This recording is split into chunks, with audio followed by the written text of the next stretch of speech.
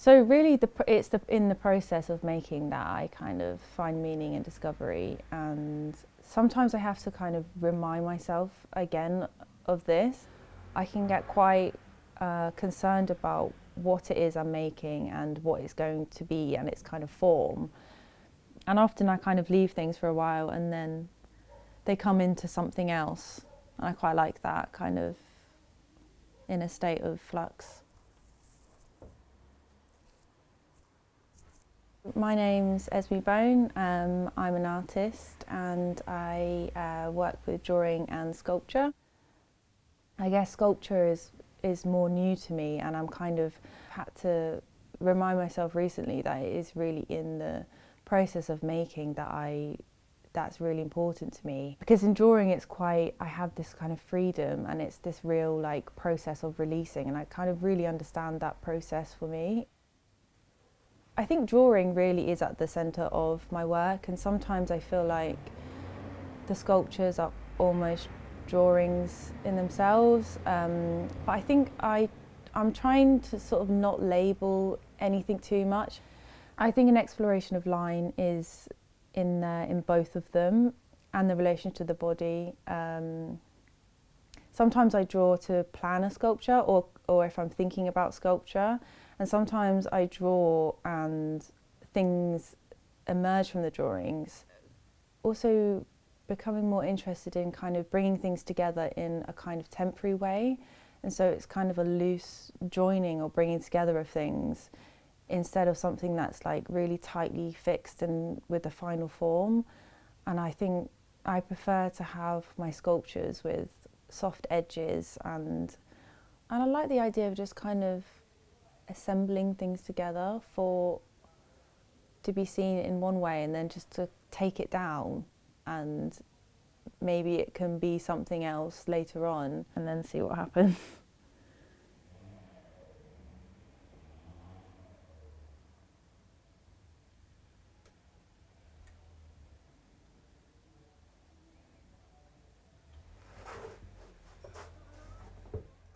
There's a lot of there's a lot of dysfunction in my work. Nothing really works.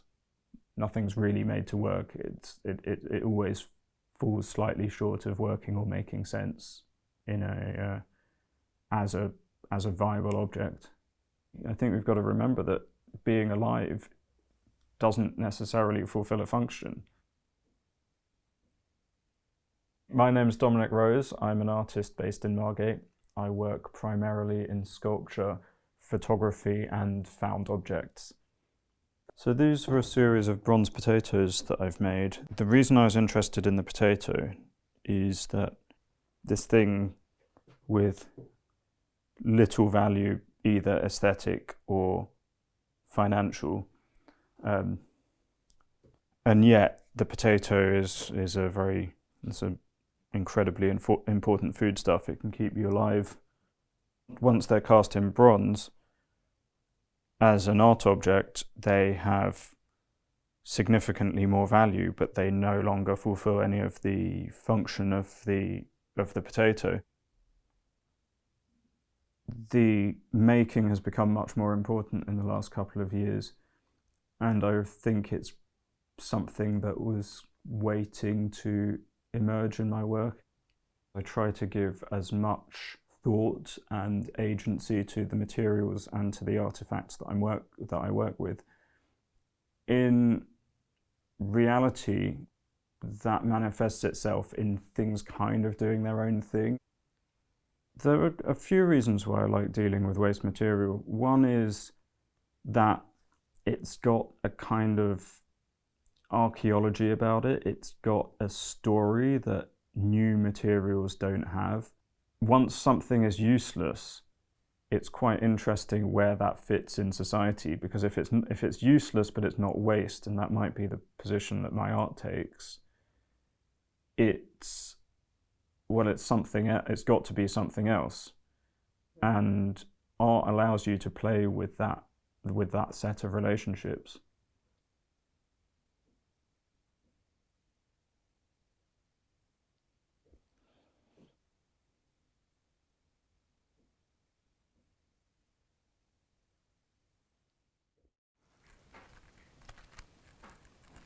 I get really influenced by everyday stuff, like everyday life. So like cooking, um, like walking on the street and finding some objects that I like, or things that seem like sort of magical, and also thinking about my life back in Italy as well. Sometimes I think of the mountains because I come from the mountains, or I think about the food there and like being with my family. I think I find something in my like childhood memories, and they become part of my work. I'm Anna and I'm an artist. I work with sculpture, drawing, and materials are really important to me, and my process sees putting together different materials, mostly natural or found. I do get inspired by the natural world a lot. I look at materials that deteriorate and that don't last, but they also have a domestic quality. But it's normally about finding what I have at hand. So if I'm cooking and I see something interesting, I take the material with me. Sometimes they could be objects as well, so or materials that I already have in the studio, like leftovers materials. And I'm really interested in the process of assembling the materials together and see what I can find out during the process. It's always changing as it ages with time, and the process is really important because it's where I learn about materials, I learn about connection between materials and things that I use, and I learn about myself as well.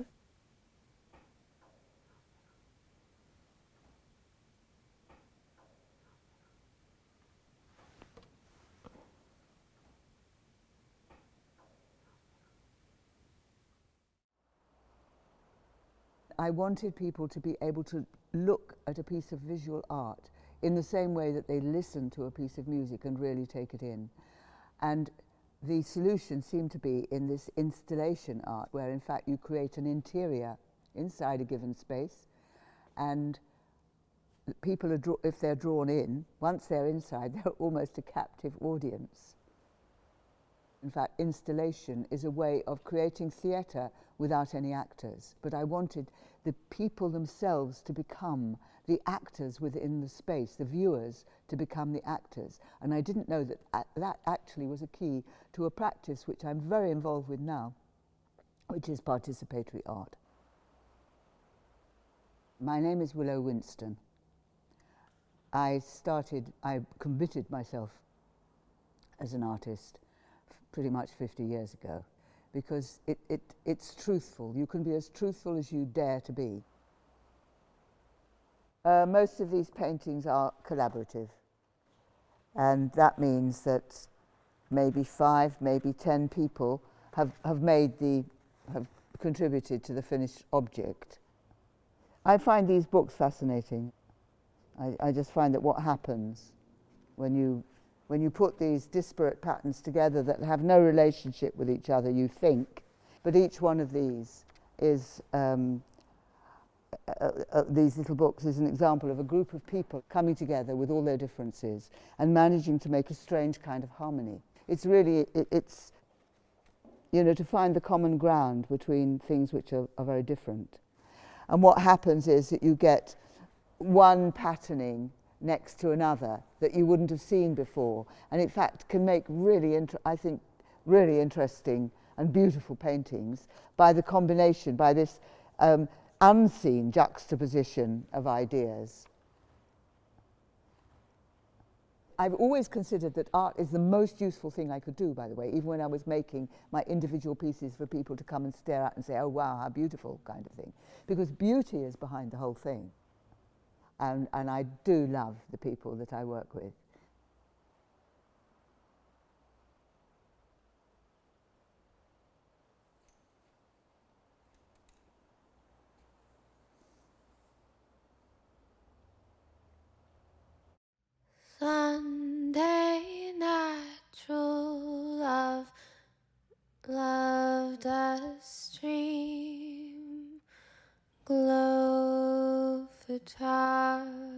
photography. Kiss me the color green, and then say rain. Drip, drop, drip, drop, and then say rain, and then say rain. Rain, rain, say the color rain. Kiss me the color rain.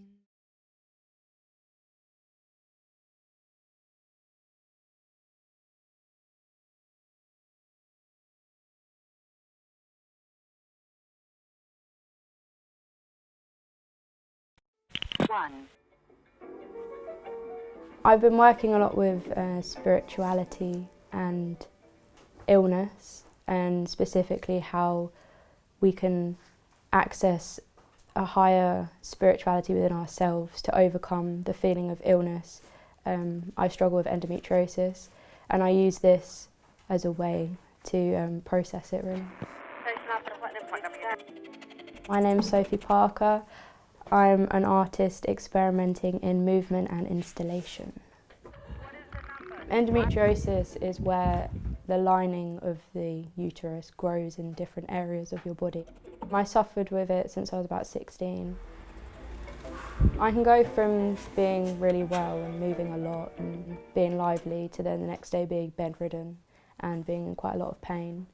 I'm looking at sort of meditation as medication. So working through the body to sort of detach from pain. I start off with a meditation before I do every session, which is actually a mediumship meditation for meeting your guide, which helps me sort of relax and get into the right headspace and detach from that physical pain. And then from there, I work with 7 movements that I sort of correspond with different parts of my cycle, so going from the easiest to the worst parts. And so I do that before I then start moving in an improvisation sort of way. So movement has become quite a big part of performance, and then I record that and use it in installation, and I'm working towards live performance as well. I'm looking at rhythm specifically, and a 7/4 rhythm because it's unfinished and irregular, so it meets with my irregular rhythms of my body with endometriosis. I'm quite real and it's quite autobiographical with the performance of how I'm feeling, but there is a performance element to it, and I think there's a performativity to mediumship itself. I was looking at spirituality more as the product at the beginning, so I was creating stuff a lot about spirituality, and now that has become an integral part of my process. So rather than it always being the outcome, it's something that's embedded in my routine, really. Are you making a long distance call? Oh, bless me.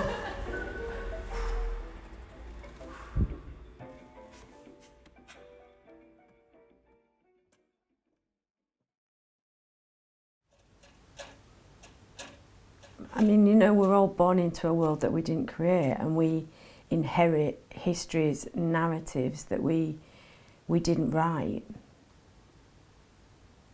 And I was always looking for a place that I could find my own voice and create my own history or my own version of the world that made sense to me, in the vain hope that it might make sense to somebody else. My name's Nicola Roper, and I'm an artist working in mixed media, predominantly film, photography and sound. So my background is in documentary filmmaking, and I am interested in how stories present themselves within our society and how we can record emotion that doesn't fall into a storytelling cliche or trope. I very much want to disrupt the narrative structure, as I think we are very oversaturated by narrative. Certainly for me, that oversaturation removes yourself from yourself.